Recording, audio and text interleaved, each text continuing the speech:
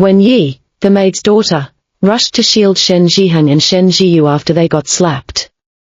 Bai Shu, hit me if you must, but how could you strike the two elder brothers?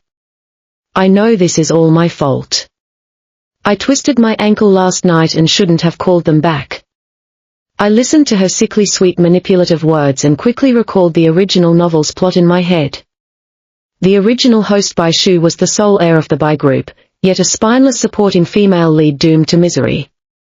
On Bai Shu's birthday the night before, the two brothers had proposed going wild camping to watch the stars with her. But they'd barely finished pitching the tent when Yi called, complaining of a sprained ankle. Panicking over her, they'd rushed off in the car and left Bai Shu stranded all alone in the wilderness.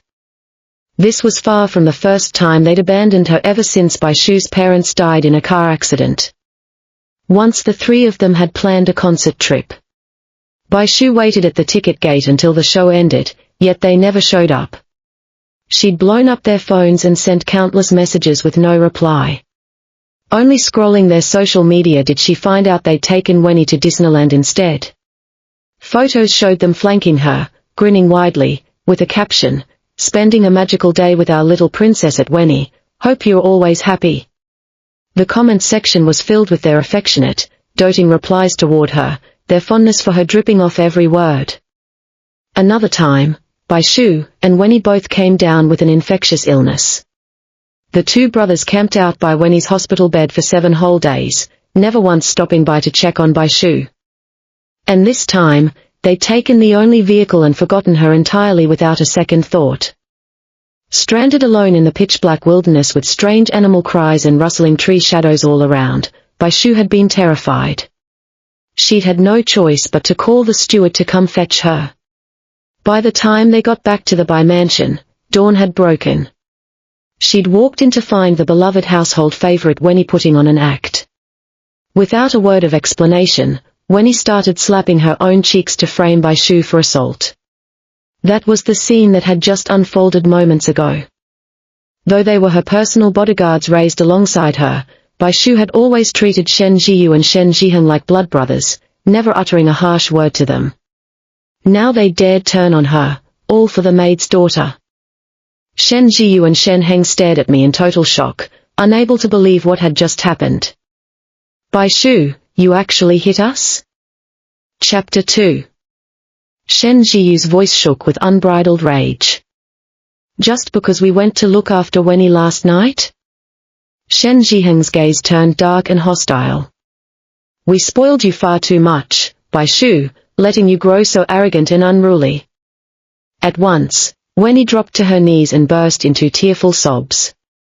It's all my fault, Sister Bai Shu. I don't deserve the two elder brothers' care. Please don't take your anger out on them. She didn't stop there, raising her hands to slap herself repeatedly, sharp smacks echoing through the hall. The two brothers' hearts ached for her. They rushed forward to pull her away, Shen Zhiheng wrapping her tightly in his arms. Enough. This is Bai Shu's fault for being spoiled and overbearing, not yours at all. You're far too kind, Wenny, always letting Sister Bai Shu bully you. Shen Zhiyu shot me a sharp glare. Kneel down and apologize to her right now, Bai Shu, or we'll cut you off entirely. Wenny shot me a subtle taunting glance through her tears. I'd fully pieced together the novel's plot by then. In the original story, these two ungrateful bodyguards, alongside Bai Shu's adoptive elder brother and her fiancé, would team up to murder the original host. The day after Bai Shu's wedding to Su Xingchen, the four of them locked her in the basement and tortured her to death. After she passed away, Su Xingchen inherited the Bai family's hundreds of billions in assets through his marriage tie, then married Wenny. The two bodyguards and adoptive brother all sent their well wishes, and the novel ended on a happy ending for them. I'd ranted non-stop about how warped the author's logic was after reading that, and then I'd woken up transmigrated into this world. Glancing at the two brothers still barking accusations at me, a cold smirk tugged at my lips and I shouted sharply. Shen Zhiyu, Shen Zhiheng, you two ungrateful curs. You've eaten our food, lived off our family's wealth, raised entirely by the Bais. How dare these two mutts demand their owner kneel before them? Chapter 3. I turned toward Steward Shu. Steward Shu, in ancient times, what punishment awaited servants who bit the hand that fed them, who couldn't tell master from subordinate and rebelled against their superiors? Steward Shu had served the family for decades, watching the original host grow up. He'd long been frustrated by the young mistress's soft, lenient ways, and my question lit a spark of excitement in his eyes. Such insolent servants would be beaten to death with wooden rods, young mistress. I shook my head slightly with a hint of regret. A pity they live in a kinder era, then just slap them repeatedly until they learn their lesson. Steward Shu broke into a gratified smile. As you command, young mistress. He'd long grown tired of these two brothers' conceited attitude, ignoring his authority just because the mistress had always coddled them. Now that she'd finally woken up to set household rules straight, he backed my orders wholeheartedly. At his wave, 8 burly guards stepped forward to pin the two brothers' arms fast. What are you doing? Let go of us. Shen Jiyu struggled furiously. Shen Jiheng's eyes blazed with rage. Have you lost your mind, Bai Shu? Do you truly dare lay hands on us? The only reply was a crisp, loud slap from Steward Shu himself. How dare you address the young mistress by her given name without honorifics? His face turned stern and icy. You lack all sense of hierarchy. The young mistress treated you with kindness, yet you too much forgot who is master and who is servant. Beat them until they memorize the Bai family's rules. One after another, thunderous slaps echoed through the hall as the 8 seasoned guards carried out the order without hesitation. Chapter 4. They'd never endured such humiliation before. Shock quickly melted into burning rage and shame. Bai Shu, how can you do this to us? Do you not fear we'll cut all contact with you? Damn you, Bai Shu! Stop this at once, or my elder brother will make you pay dearly. HMPH, Bai Yangju, the adoptive son. He was nothing but an outsider with no blood tie to the family. I was the sole legitimate heiress of the Bai group. No matter how they shouted and fought back, their struggles only earned harder slaps. Pain gradually cleared their heads, and the looks they shot me shifted from anger to raw terror. Stop hitting us, Shu Shu, we won't force you to apologize anymore. Wen Yi stood by, completely dumbfounded. This wasn't how events were supposed to unfold. In the original timeline, Bai Shu would have panicked and begged for forgiveness, showering them with expensive gifts to make amends. Instead, she stood icy-faced and ordered them publicly punished.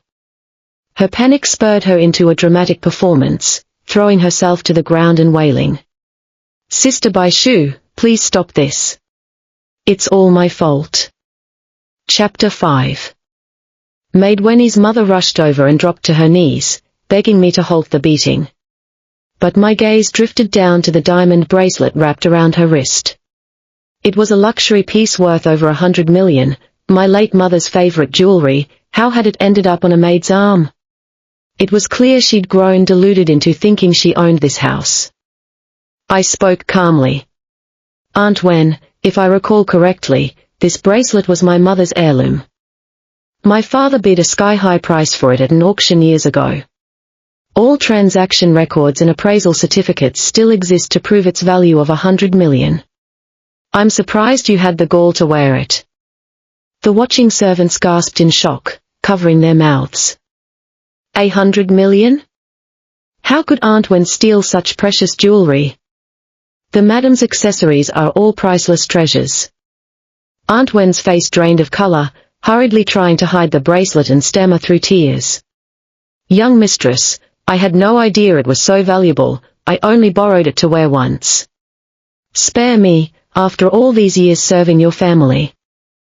I ignored her pleas and turned to Steward Shu.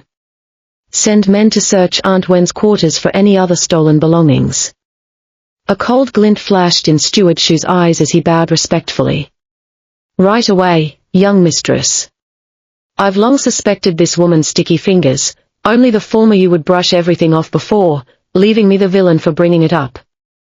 Now that the young mistress had hardened her resolve, He stood tall and confident, carrying out orders. 2 guards dragged the struggling Aunt Wen away to be detained while the rest rushed toward her bedroom. Shen Jiyu and Shen Jiheng even forgot their stinging cheeks, staring on in stunned silence.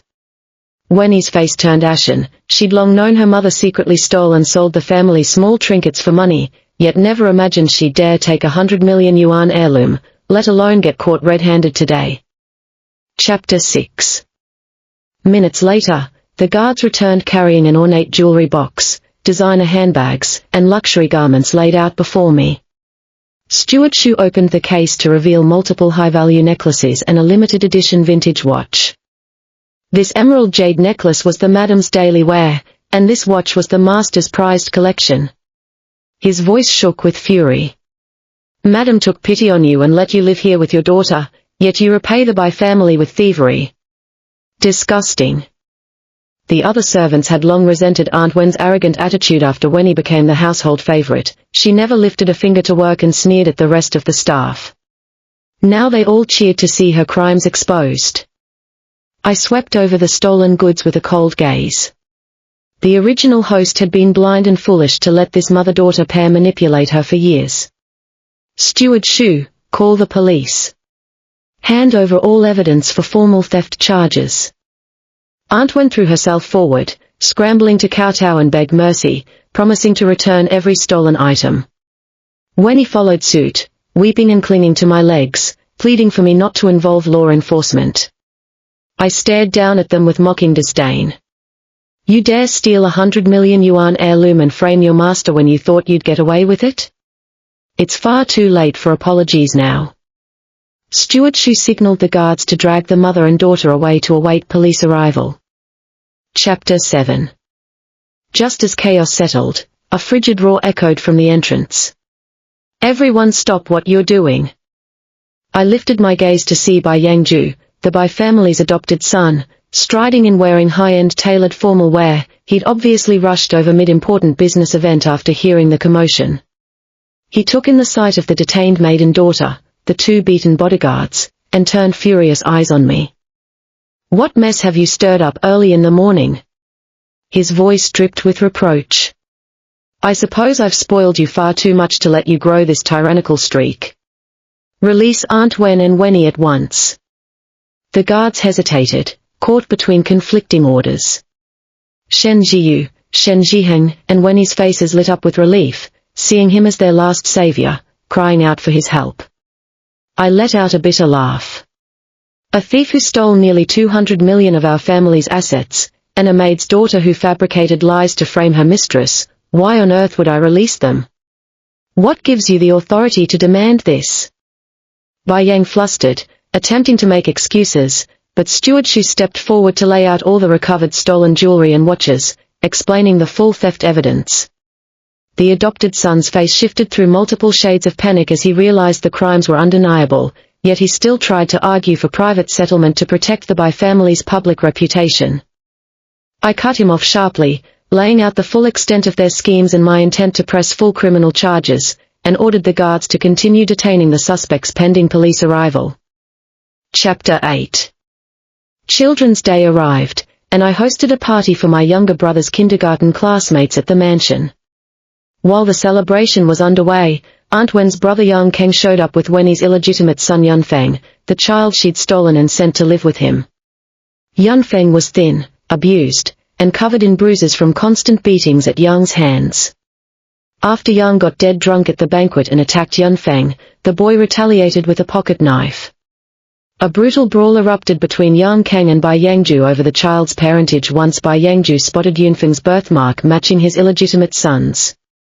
When Wenny and her mother rushed to the scene to intervene, all their schemes, thefts and the child swap plot unraveled in front of dozens of witnesses. Police were called to the mansion as the violent fight left multiple people critically injured. Chapter 9. Medical reports confirmed Bai Yangju and Wenny suffered fatal blood loss before reaching the hospital. Yunfeng died from severe bone fractures sustained during the beating, while Yang Keng received the death penalty for double homicide and Aunt Wen was institutionalized with a complete mental breakdown after her crimes were exposed.